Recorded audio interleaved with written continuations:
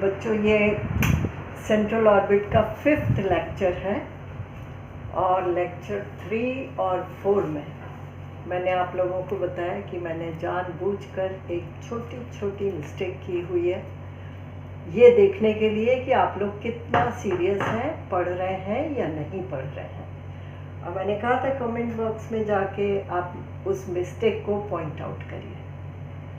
चलिए, तो मैं आपको बता दूं कि क्या मिस्टेक है। लेक्चर 3 में मैंने इस लाइन से इस लाइन पे जब गई हूँ तो ये 3 छोड़ दिया था। तो ये 3 आप अपने उसमें नोट कर लीजिए और बाकी सब चीज़ें कोई प्रॉब्लम नहीं है, इससे रिजल्ट में आपके कोई फ़र्क नहीं पड़ा है, लेकिन ये मैंने जानबूझ के छोड़ा था। तो ये चीज़ आप करेक्शन कर लीजिए। इसी तरह से लेक्चर 4 में हमने क्या किया था, यहाँ तक किया था और एक लाइन छोड़ दी थी। तो आपको क्या करना पड़ेगा, उस लाइन को कंप्लीट करना पड़ेगा। आप जानते हैं r is a function of theta, तो जब r is a function of theta तो sec square n theta is not a constant. तो इसकी वैल्यू आपको r के टर्म्स में, आई मीन u के टर्म्स में रखनी पड़ेगी, बिकॉज r इज़ 1/u।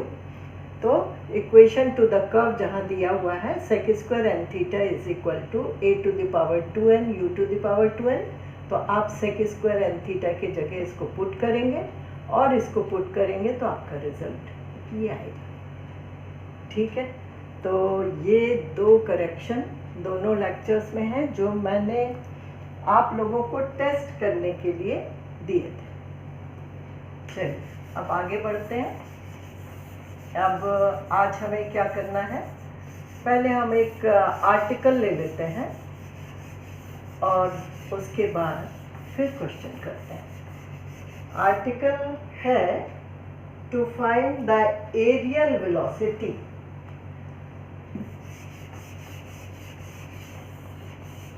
और show that this is a constant.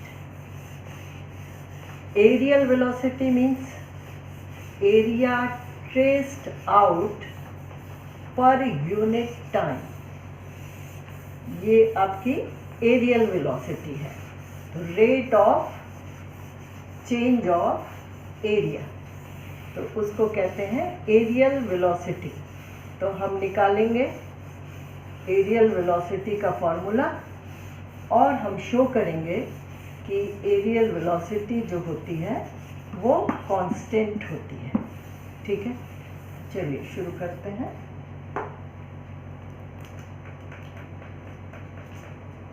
To find the areal velocity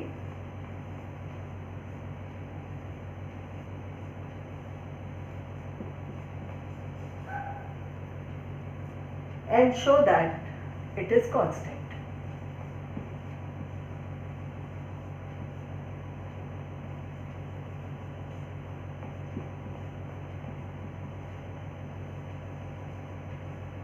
तो इसको प्रूव करने के लिए कांस्टेंट, इसको प्रूव करने के लिए एक छोटा सा फिगर बनाएंगे हम।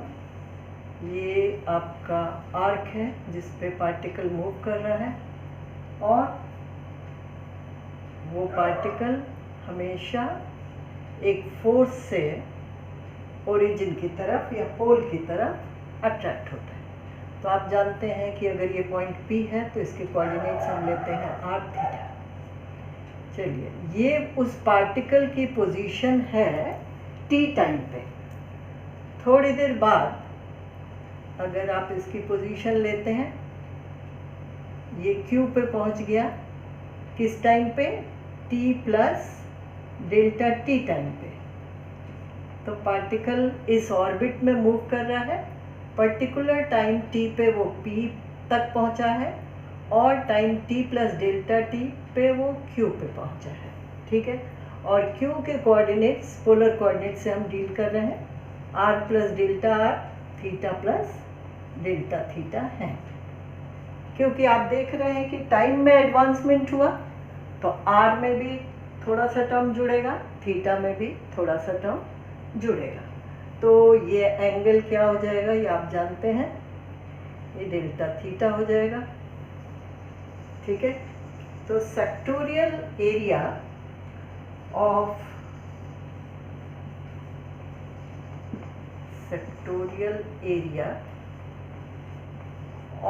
Triangle OPQ।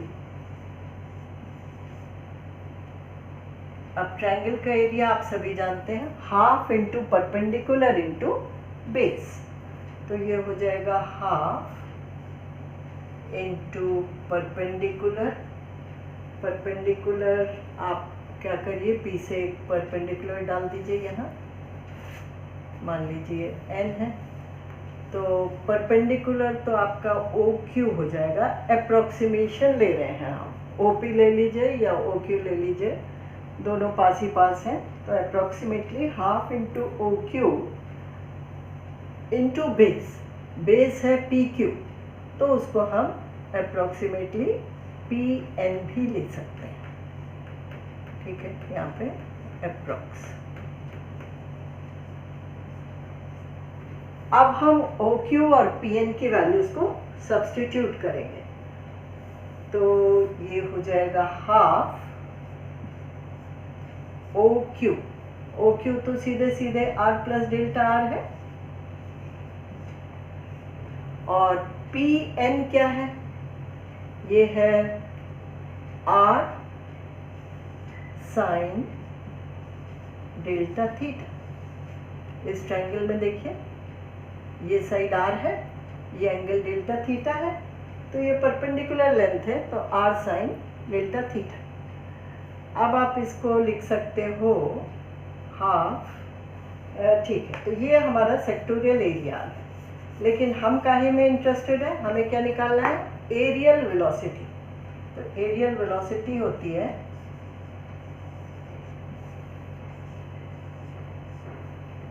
ये होती है rate of change of sectorial area. तो ये हो जाएगी limit delta t tends to 0, उसके बाद r half R plus delta R into R sine delta theta divided by delta t, है ना। ये area traced out per unit time, तो इसके बराबर हो जाएगा। अब आप क्या करिए, अब आप इनकी ओपन कर लीजिए, और फिर आप जानते हैं डेल्टा R डेल्टा थीटा बहुत ही छोटा होगा, तो ये आ जाएगा R into R plus delta R and then sine delta theta, it is delta theta upon delta t। तो ये हो गया R square by 2 d theta by dt। दूसरा टर्म बहुत ही छोटा है, तो उसको हम लोग निग्लेक्ट कर सकते हैं, तो ये आ गया h। आपको याद होगा R स्क्वायर थीटा डॉट को हम लोग लेते थे, R square theta dot is a constant, उसको हम h लिखते हैं, तो ये आपका एरियल वेलोसिटी आ गया h अपॉन 2। ठीक है, तो इस तरह से आप इस आर्टिकल को कर सकते हैं। और अगर ऑर्बिट पे आपको वेलोसिटी निकालना है तो आप फॉर्मूला जानते हैं h square by p square, उस फॉर्मूले से आप ऑर्बिट पर वेलोसिटी निकालेंगे। किसी भी ऑर्बिट पे किसी भी पर्टिकुलर पॉइंट पे आप वेलोसिटी निकाल सकते हैं। फॉर्मूला क्या होगा, h square by p square will be v square. चलिए अब एक और क्वेश्चन लेते हैं जो आज का क्वेश्चन है, और वो बहुत इम्पोर्टेंट इसलिए है क्योंकि उसका प्रैक्टिकल एप्लीकेशन बहुत है। आप उसी फॉर्मूले से चीज़ें पॉपुलर हुई, उसी फॉर्मूले को बेस बना के Kepler's laws of planetary motion define हुए और लॉ ऑफ ग्रेविटेशन वहीं से आया है। तो इसलिए ये फॉर्मूला बहुत इम्पोर्टेंट है। उसी से पता चला कि हमारे सारे प्लैनेट्स इलिप्टिक ऑर्बिट में मूव करते हैं, सर्कुलर ऑर्बिट में नहीं मूव करते हैं। हमारे सारे प्लैनेट्स इलिप्टिक ऑर्बिट में मूव करते हैं with focus at the with sun as focus, और ऑर्बिट्स में आपके प्लैनेट मूव करते हैं। ठीक है, तो ये क्वेश्चन है, if the orbit is an ellipse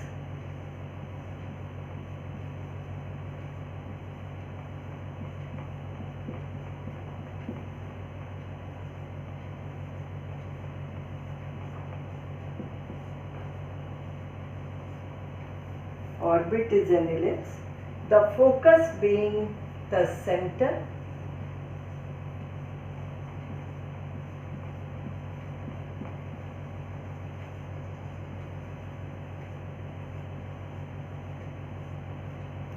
find the law of force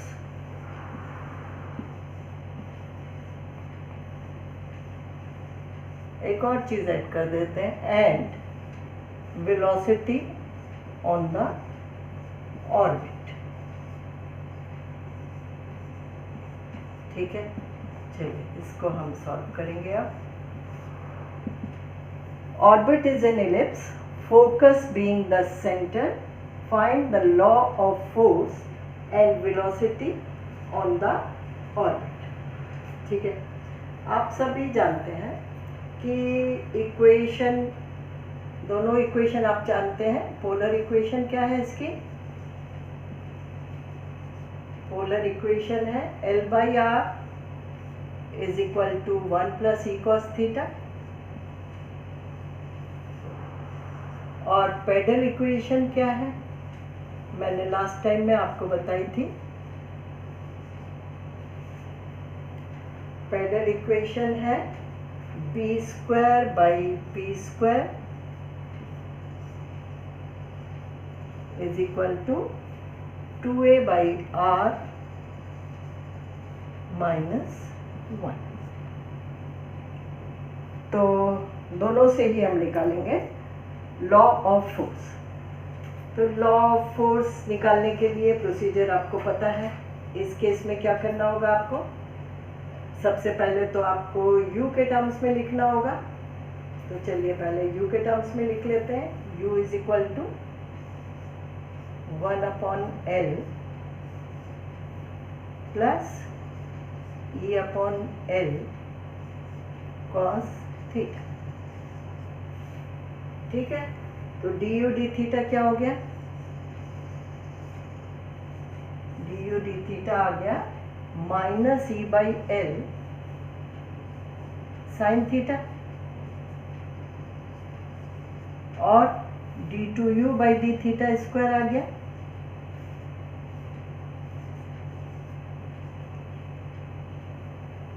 d2u by d theta square आ गया minus E by L cos theta.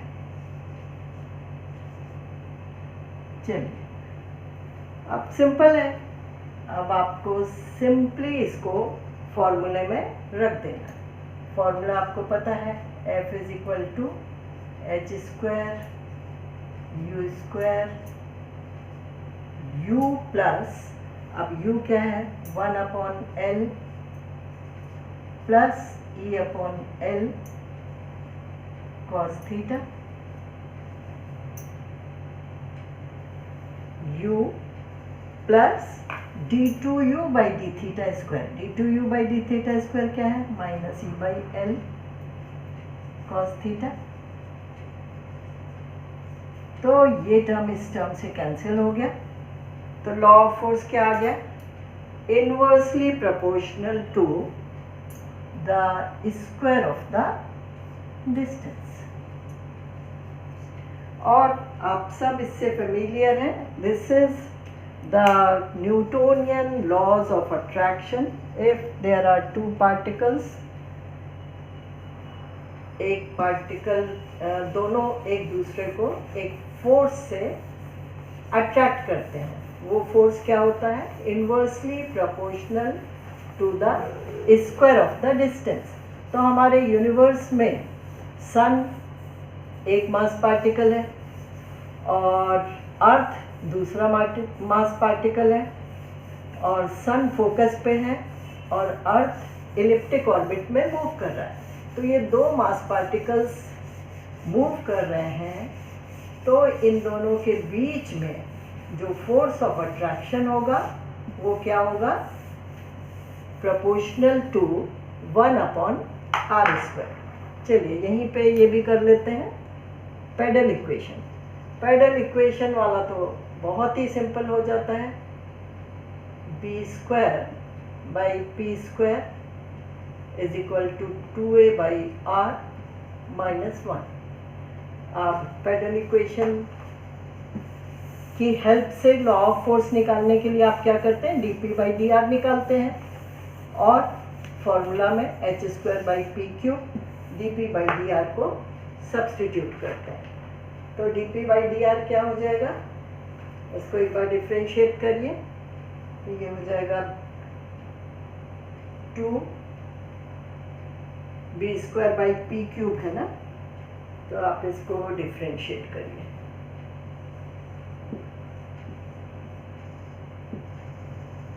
Differentiating, we will get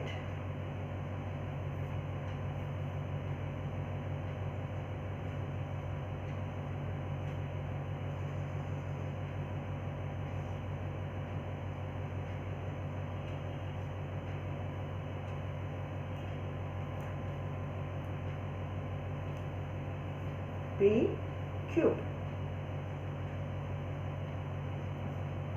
और यहाँ आ जाएगा 2a/r। तो ये हो जाएगा r², यहाँ पे ऑफ कोर्स dp होगा, और ये हो जाएगा r² 2a और dr।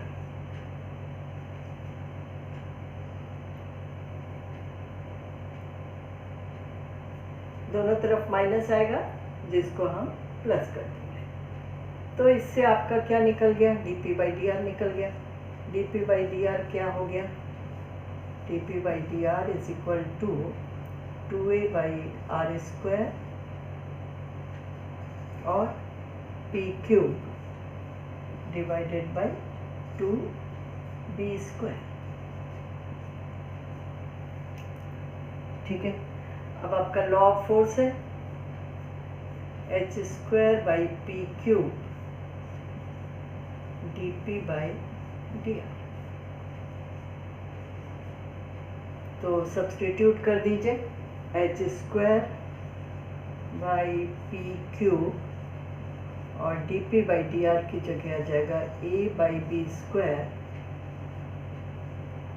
1/r² और p³ कैंसिल हो गया। तो ये आपका लॉ ऑफ फोर्स आ गया।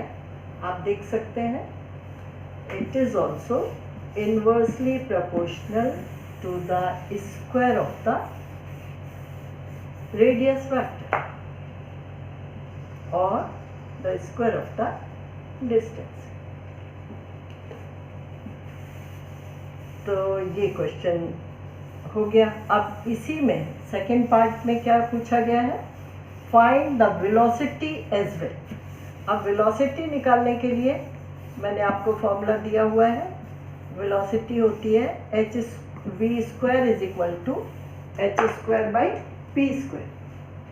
v² is equal to h²/p²। और 1/p² क्या होता है? 1/p² होता है u² plus du d whole square.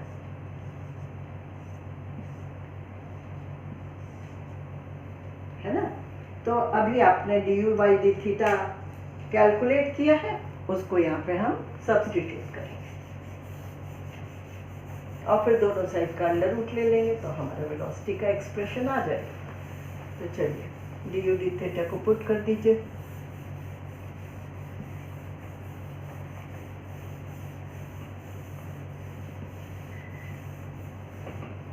तो वेलोसिटी स्क्वायर हो गया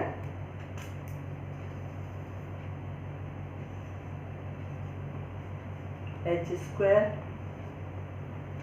एंड देन u²। अब पहले u की वैल्यू रख दीजिए 1/L plus E/L cos theta. ठीक है, इसका होल स्क्वायर, ये हो गया आपका u² plus du/d whole square, वो क्या था? E/L sin theta. तो हमें चाहिए है स्क्वायर, तो ये आपका वेलोसिटी स्क्वायर आया। अब हम इसको थोड़ा और सॉल्व कर लें। पहले ओपन करिए ब्रैकेट को, तो ये आ जाएगा h²,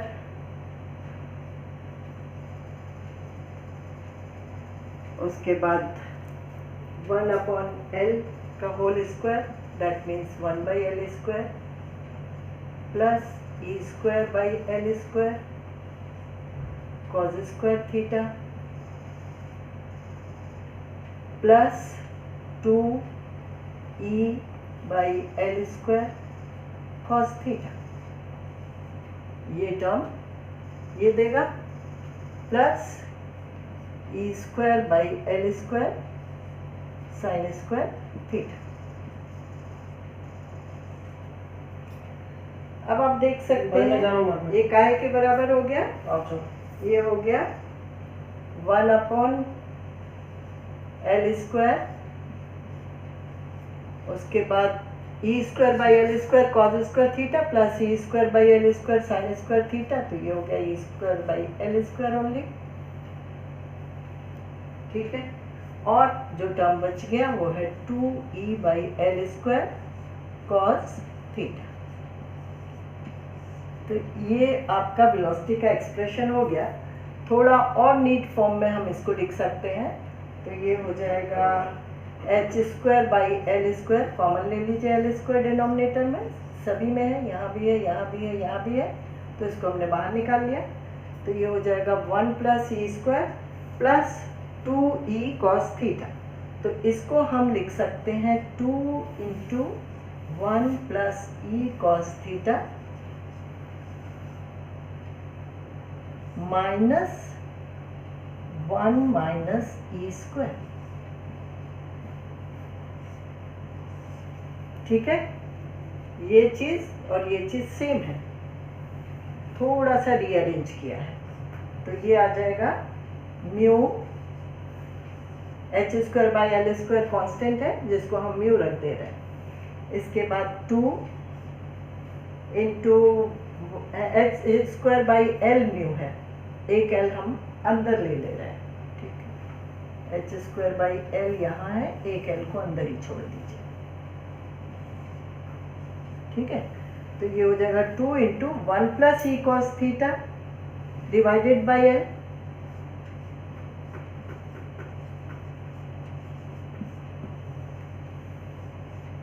-1 - E² divided by L। अब आप जानते हैं कि इलिप्स क्या है, ऑर्बिट आपका इलिप्स है, तो इलिप्स की एक्सेंट्रिसिटी A और B में एक रिलेशन होता है, वो क्या होता है? L = B² / A और a square into 1 minus A square होता है b square divided by a, है ना। तो हम इसको सब्स्टिट्यूट करेंगे यहाँ, तो क्या आ जाएगा, इससे हमारा वेलोसिटी का फाइनल एक्सप्रेशन निकल आएगा। तो वेलोसिटी स्क्वायर आ जाता है म्यू 2/r, ये क्या है, L upon r is 1 plus e cos theta, तो 1 plus e cos theta divided by r is divided by l is simply, नीचे डिनोमिनेटर में एल था, इट इज सिंपली आर, तो ये लिख देंगे 2/r और ये टर्म आ जाएगा माइनस 1 अपॉन ए। क्या किया हमने, 1 अपॉन 1 माइनस ए स्क्वायर को यहाँ से सब्स्टिट्यूट किया, तो ये आपका एक्सप्रेशन है वेलोसिटी ऑन द ऑर्बिट, जब ऑर्बिट एक एलिप्स हो और उसका फोकस को आप सेंटर लें और ऑर्बिट को एलिप्स लें, तो जो लॉ ऑफ फोर्स है वो है inversely proportional to the square of the distance, और उस पर जो वेलोसिटी है वो है velocity square is equal to mu into 2/r minus 1 upon a. अब अगर जो हमने क्वेश्चन लिखा था उतना ही पूछा जाता है तो आपका आंसर खत्म हो गया, लेकिन कभी कभी एक चीज़ और पूछी जा सकती है, वो आगे कि अगर t पीरियडिक टाइम है, if capital T is the periodic time, अब पीरियडिक टाइम क्या होता है आपको मालूम है, आपने सिंपल हार्मोनिक मोशन में पढ़ा होगा, ये time taken from a point to come back to the same point, particle जहाँ से चला है, जहाँ तक गया, कहीं तक भी गया, वापस उसी पॉइंट पे आया, तो ये जो टाइम मिला दैट इज पीरियडिक टाइम, ठीक है।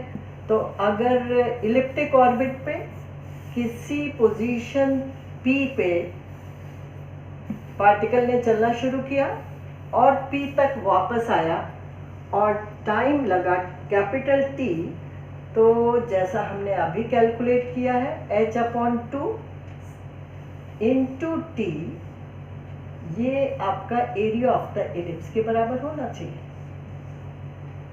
है ना, क्योंकि दिस इज एरियल वेलोसिटी, तो areal velocity into periodic time वो एलिप्स के एरिया के बराबर होगा। तो यहाँ से हम t कैलकुलेट कर लेंगे, t क्या आ जाएगा, t आ जाएगा 2πAB डिवाइडेड बाई h, ठीक है। अब हम इसको फिर यहाँ से हेल्प ले लेंगे, b को सब्स्टिट्यूट कर देंगे, तो ये आ जाएगा 2π